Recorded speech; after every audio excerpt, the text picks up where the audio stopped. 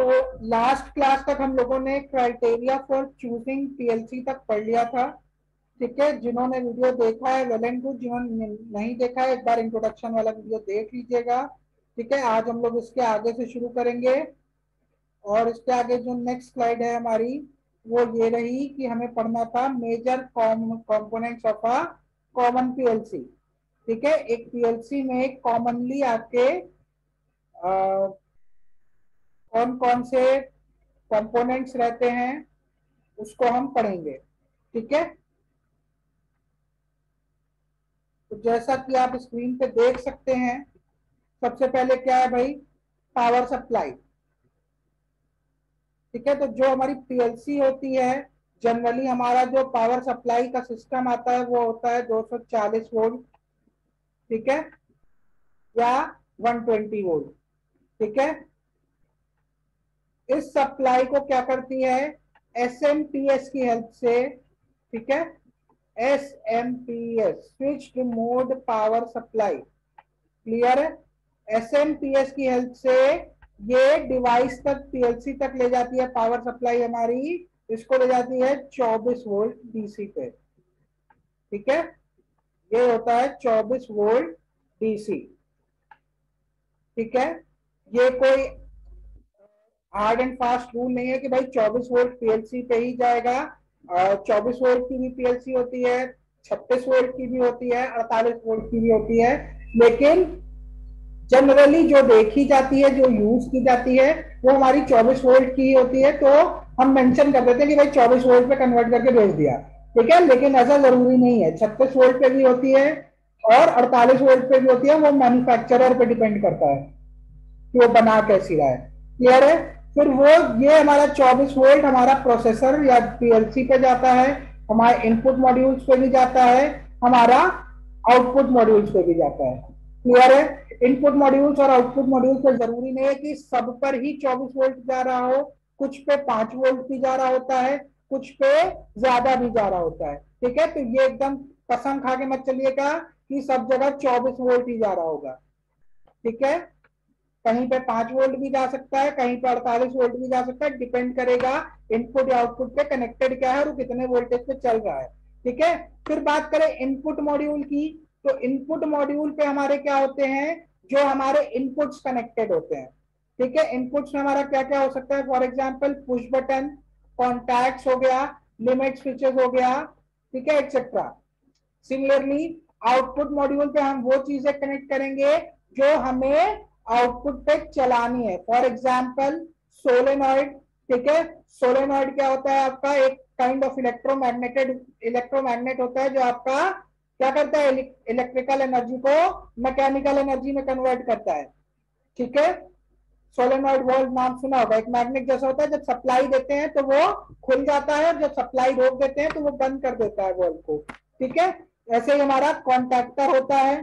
ठीक है, मंडे को जब मैं क्लास में आऊंगा तो मैं आप लोगों से कॉन्टैक्टर पूछूंगा, आप सब लोग पढ़ेंगे कि कॉन्टैक्टर क्या होता है। ठीक, यहाँ कोई नहीं बताएगा, आराम से देख लेना तब बताना। अलार्म्स हो गए, लैंप्स हो गए, मोटर्स हो गई। ठीक है, ये सब हमारे क्या है, ये सब हमारे आउटपुट्स में कनेक्ट किए जाते हैं। क्लियर है। मैं आपको डायग्राम एक बार फिर से दिखा देता हूं, यहाँ पे आप देख सकते हैं इस वाले डायग्राम में, ये आपकी पीएलसी है। क्लियर है, ये आपका इनपुट मॉड्यूल है।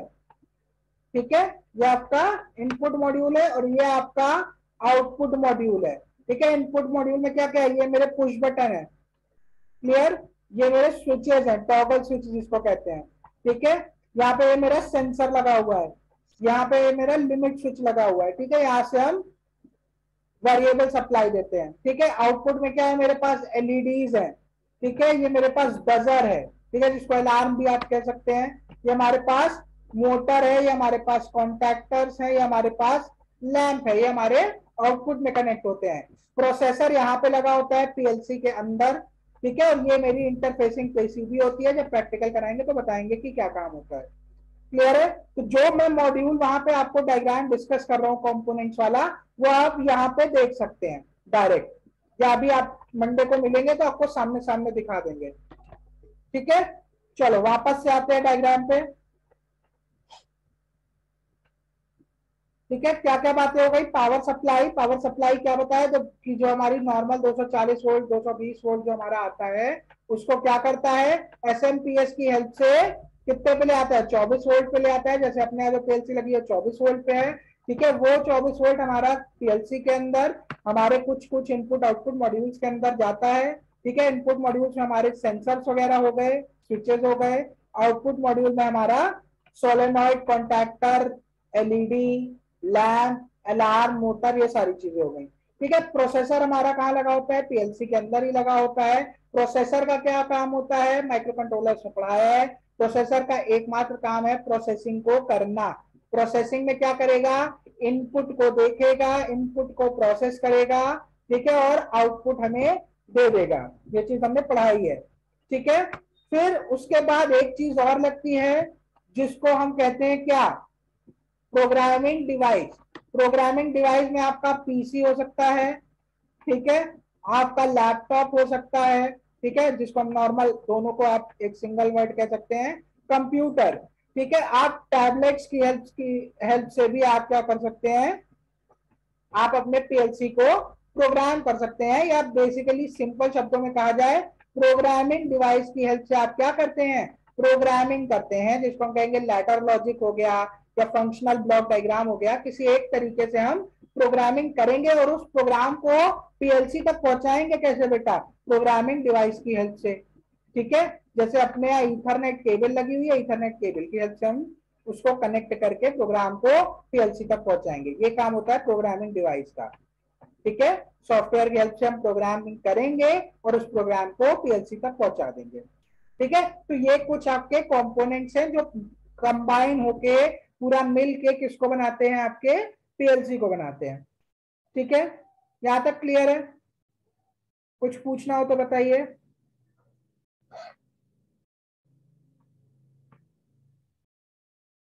कोई डाउट हो तो पूछ लीजिए, आगे चला जाए। आगे यही चीज मैंने डिस्क्रिप्टिव फॉर्म में लिख दी है, जिसको आप पढ़ सकते हैं। पावर सप्लाई के बारे में बता दिया है, इनपुट मॉड्यूल्स आउटपुट मॉड्यूल्स हो गए हमारे, प्रोसेसर हो गया, ठीक है, और प्रोग्रामिंग डिवाइस हो गई। सबके काम क्या होते हैं ये सारी चीजें मैंने बता दी हैं। ये थ्योरी वाला पार्ट है। ठीक है, इसमें ज्यादा हम समय अपना नहीं लेंगे, आगे चलते हैं। आगे एक जरूरी चीज है, क्या है भाई? Scan cycle of PLC. ठीक है, स्कैन साइकिल ऑफ पीएलसी। कहीं कहीं पे आपको एक टर्म मिलता जुलता ऐसा इसमें और मिल जाएगा। स्कैन साइकिल को ही कह देते हैं ऑपरेशन साइकिल या ऑपरेटिंग साइकिल ऑफ पीएलसी। ठीक है, बातें ऑलमोस्ट सेम होती हैं। ठीक है, एक बारीक सा अंतर होता है जो जनरली इग्नोर कर दिया जाता है, अभी उस पर आते हैं तुरंत। ठीक है, तो स्कैन साइकिल में होता क्या है भाई? 3 फेज होते हैं। सबसे पहला नंबर 1 क्या होगा भाई? Checking input status. ठीक है, देन एग्जीक्यूट द प्रोग्राम। ठीक है, और तीसरे नंबर पे हमारा क्या आता है बेटा? Update the output status. और ये प्रोसेस मेरी कंटिन्यू चलती रहती है।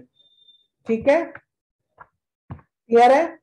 होता क्या है, सबसे पहले यहां से मान लो फॉर एग्जांपल मेरा ये पुश बटन है। ठीक है, यहां से इनपुट लेगा। ठीक है, इनपुट को रीड किया, उसके बाद जो हम यहाँ प्रोग्रामिंग डिवाइस से, ठीक है, प्रोग्रामिंग डिवाइस से हम क्या करेंगे? हम अपना प्रोग्राम अपलोड करेंगे, जो हमारा लैडर लॉजिक होगा, जो फंक्शनल ब्लॉक डायग्राम होगा। ठीक है, वो यहां से आया। ठीक है, इनपुट्स को रीड किया, फिर यहां से अपने प्रोग्राम को रीड किया कि भाई हमारा प्रोग्राम क्या कह रहा है। प्रोग्राम के अकॉर्डिंग इनपुट लिए, और इनपुट के बाद प्रोसेस करके क्या किया उसने? आउटपुट को क्या किया? स्टेटस को अपडेट कर दिया, और वो सिग्नल आउटपुट को भेज देगा। फॉर एग्जाम्पल हमारा मोटर चलानी थी तो उसने सिग्नल भेजा कि मोटर को ऑन कर दो, तो उसने मोटर को ऑन कर दिया। ठीक है, बहुत सिंपल सी साइकिल होती है, कोई ज्यादा उसमें टेंशन लेने वाली बात नहीं है। ठीक है, तो ये 3 स्टेप होता है। कोई आपसे पूछे कि स्कैन साइकिल कितने स्टेप्स की होती है, तो बताएंगे आप लोग कि सर 3 स्टेप्स में होता है। सबसे पहले इनपुट चेक करता है पीएलसी, फिर प्रोग्राम को चेक करता है, और उसके बाद आउटपुट को अपडेट करता है या डिलीवर कर देता है। ठीक है, यहां तक कोई डाउट?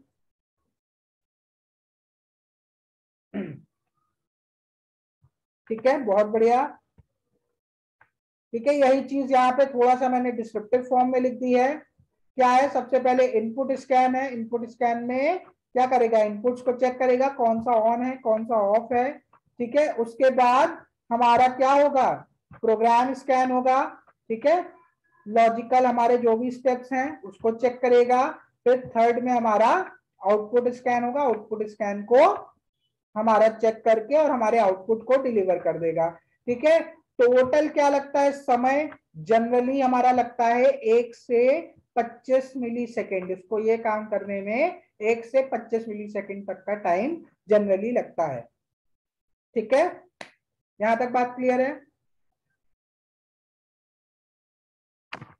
कुछ पूछना हो तो पूछ लीजिए।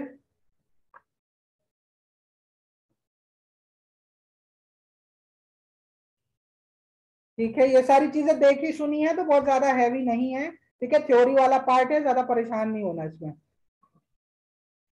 क्लियर है? चलो आगे चला जाए।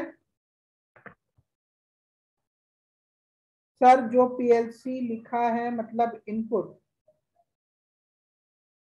हाँ आगे बताइए।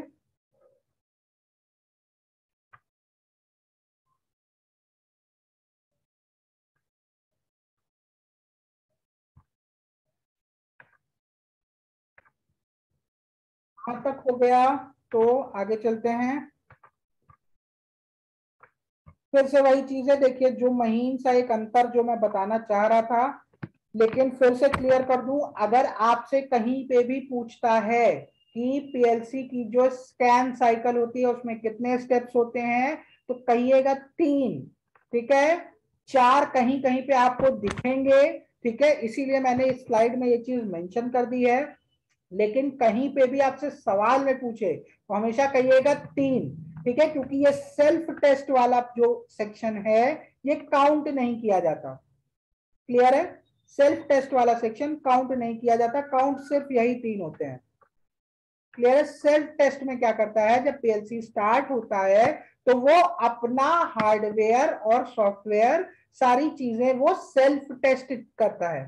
ठीक है, अपने आप चेक करता है कि कहीं हार्डवेयर और सॉफ्टवेयर में कोई फॉल्ट तो नहीं है। उसके बाद वो इनपुट को चेक करता है, तब लॉजिक चेक करता है, जिसको हम कहते हैं प्रोग्राम, उसके बाद आउटपुट को चेक करता है। ठीक है, कहीं कहीं पे आपको पढ़ने में ये वाला स्टेप मिल जाएगा। ठीक है, आपको कंफ्यूजन ना हो इसलिए मैंने यहाँ पे इसको मेंशन कर दिया है। लेकिन हमारे 3 ही स्टेप्स होते हैं। ठीक है, सेल्फ टेस्ट वाला काउंट नहीं किया जाता। ठीक है, जैसे सिस्टम ऑन होता है ना, तो सिस्टम ऑन होते समय ये प्रोसेस होती है पोस्ट की, POST।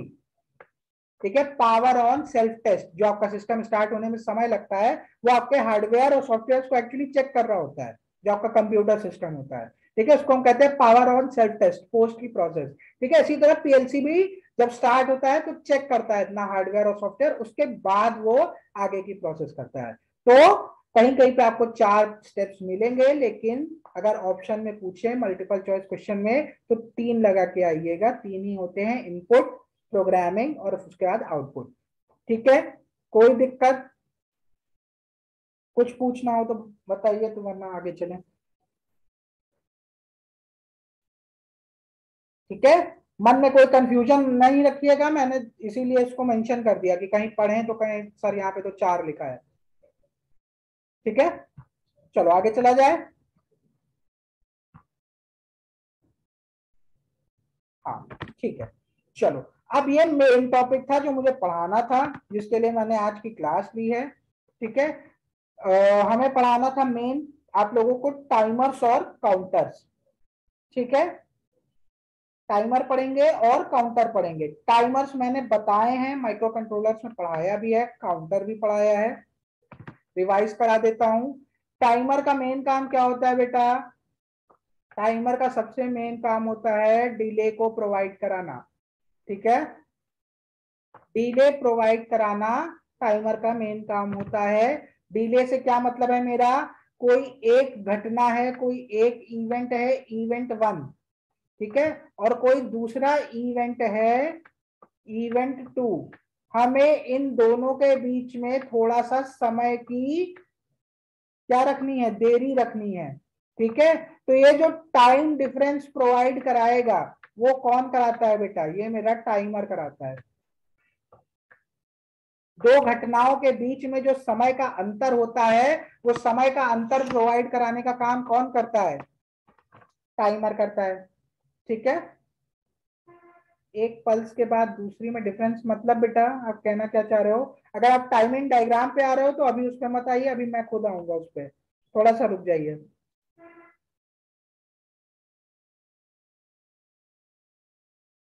ठीक है, अगर टाइमिंग डायग्राम की इसकी बात कर रहे हैं तो थोड़ा सा रुक जाइए भाई। ठीक है, चलो, टाइमर क्लियर है, टाइमर करता क्या है। ठीक है, अब आगे चलते हैं। हम लोग को कितने टाइमर पढ़ने हैं, on delay timer, of delay timer, pulse timer और रिटेंटिव टाइमर। हमको 4 टाइमर पढ़ने हैं और 3 काउंटर शायद पढ़ने हैं, अप काउंटर, डाउन काउंटर और up down counter.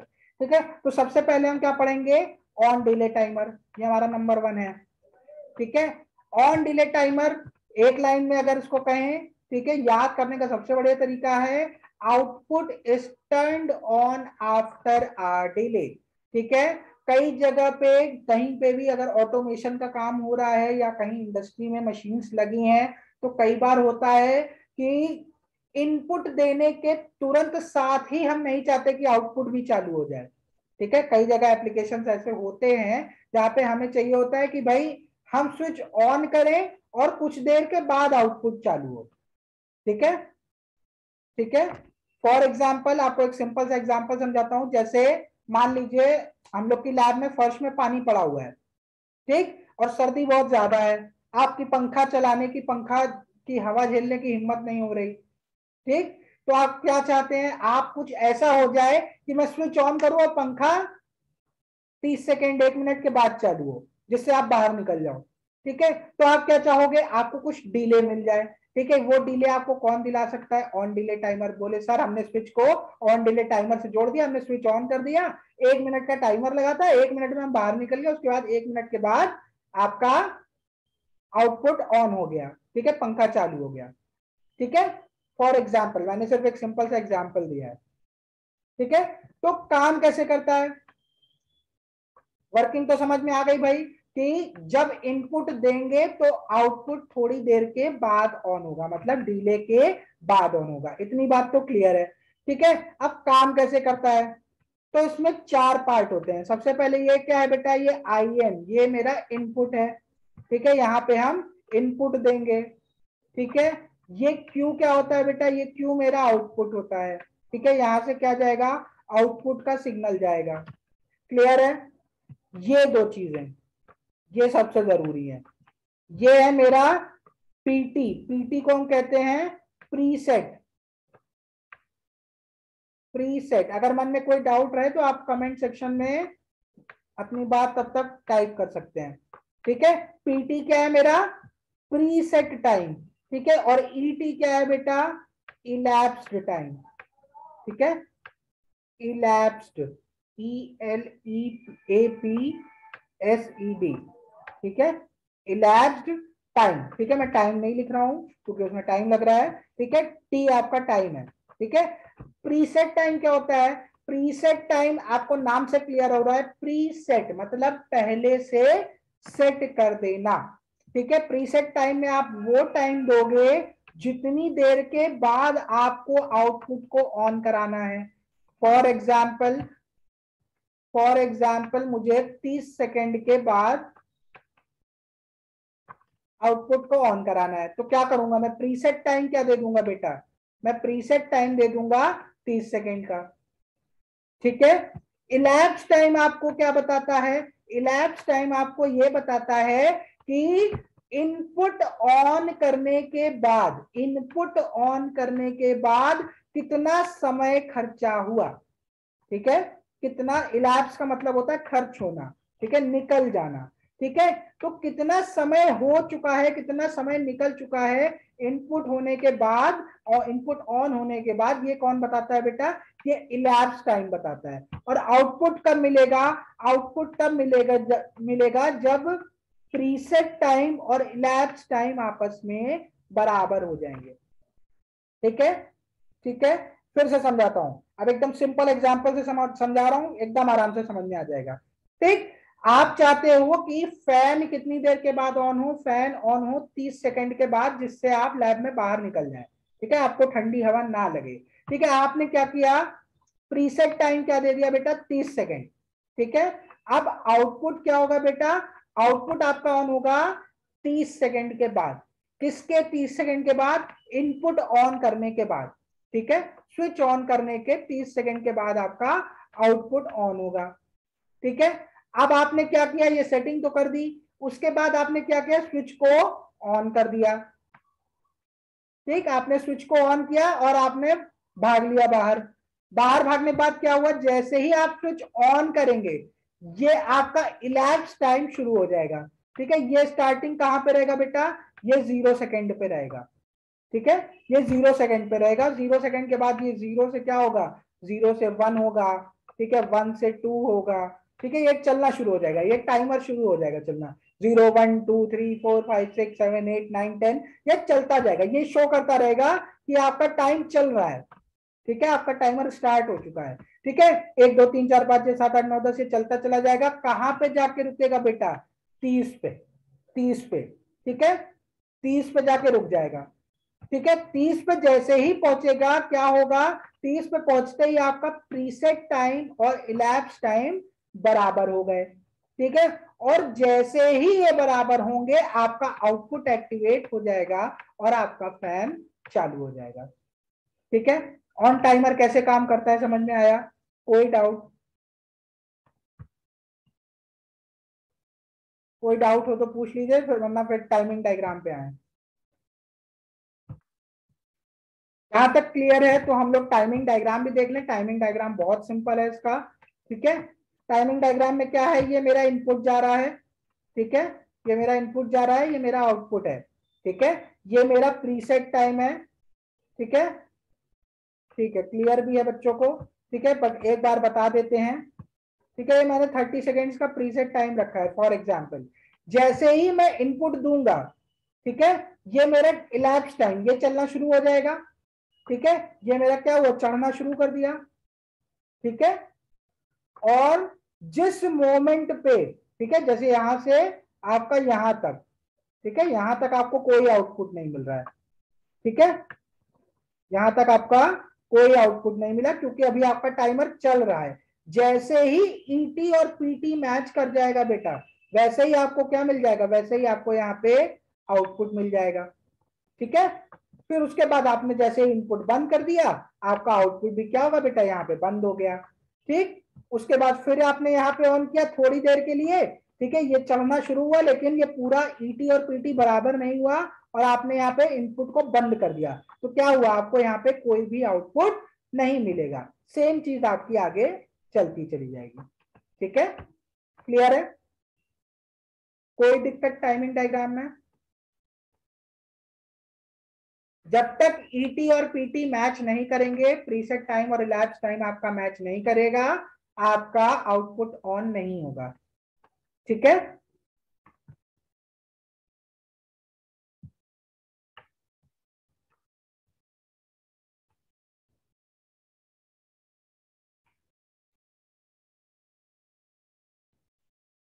PT PT change नहीं होता बेटा, प्रीसेट टाइम आपका जो आप एक बार वैल्यू दे देंगे फिर वही रहेगा। पीटी चेंज नहीं हुआ, पीटी चेंज करने के लिए फिर आपको दोबारा से प्रोग्राम में चेंज करना पड़ेगा।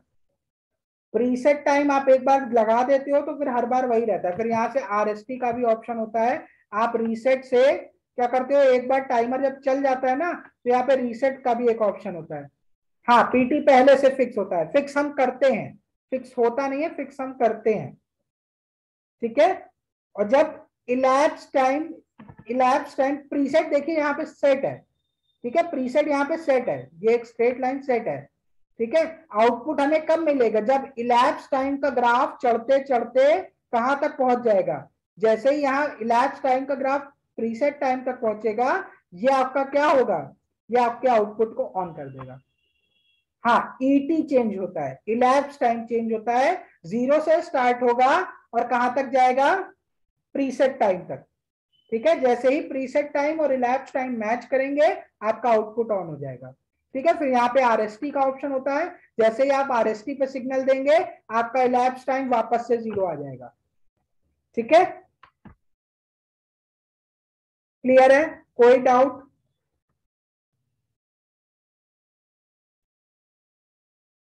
ET नहीं समझ आया? अच्छा एक बात बताइए, मैंने एक टाइम सेट कर दिया, हाँ RST means reset, RST means reset, ठीक है, और रीसेट किसको करेगा? रीसेट करेगा elapsed टाइम को। अलग अलग क्यों है? देखिए मैं फिर से बताऊं, प्रीसेट टाइम नाम से क्लियर है, प्रीसेट टाइम नाम से आपको क्लियर है कि जो हम पहले से सेट कर देते हैं, हमें इतनी देर के बाद आउटपुट चाहिए, इनपुट ऑन होने के इतनी देर के बाद 30 सेकंड के बाद हमें आउटपुट चाहिए, तो हम प्रीसेट टाइम दे देंगे कि 30 सेकंड भाई हमको चाहिए, हमें इतना डिले चाहिए, हमें इससे पहले आउटपुट नहीं चाहिए। ठीक है, अब क्या होगा भाई, हमें पता कैसे चलेगा कि 30 सेकंड हो गए? कहीं तो हम देखेंगे ना, तो वो हमें कौन बताएगा? वो हमें बताएगा इलैप्स टाइम। इलैप्स टाइम हमें यह बताता है कि इनपुट को ऑन करे हुए कितना समय हो गया। ठीक है, इलैप्स टाइम हमें यह बताएगा कि इनपुट को ऑन करे हुए कितना समय हो गया, और जैसे ही इलैप्स टाइम 30 सेकंड पहुंचेगा, इलैप्स टाइम और प्रीसेट टाइम मैच करेगा, जैसे कि यहाँ पे हो रहा है, ये प्रीसेट टाइम 30 सेकंड का हो गया। ठीक है, और जैसे ही ये इलैप्स टाइम चलता रहा, 0 1 2 3 4 5 6 7 8 9 10 चलते चलते कहां तक पहुंचा? ये पहुंचा 30 तक। जैसे ही इलैप्स टाइम और प्रीसेट टाइम मैच किया, वैसे ही आपको आउटपुट उसने दे दिया। ठीक है, अब क्लियर है? और जैसे ही आप यहाँ पे रीसेट पे सिग्नल दे दोगे, वैसे ही इलैप्स टाइम वापस से 0 पहुंच जाएगा। जैसे नॉर्मल घड़ी का टाइमर देखा होगा, वो आपका चलता रहता है, उसके बाद फिर जैसे ही आप रीसेट करते हो वापस से 0 0 पे सेट हो जाता है ना? बिल्कुल वैसे ही काम करता है। क्लियर है? और जब तक ET इलैप्स टाइम आपका प्रीसेट टाइम तक नहीं पहुंचेगा, ठीक है, आपको आउटपुट नहीं मिलेगा। ठीक है, जैसे यहाँ पे दूसरी वाली वेव फॉर्म अगर आप देखें, ये यहां तक आने पर ही आपने बंद कर दिया इनपुट। ठीक है, तो वो वापस से क्या होगा बेटा, वो यहीं पे रुक जाएगा, आपको आउटपुट नहीं मिलेगा यहाँ पे। ठीक है, ET और PT मैच करना जरूरी है। क्लियर है? अब कोई दिक्कत? एक बार चलाएंगे तो समझ में ज्यादा बेहतर आ जाएगा। ठीक है,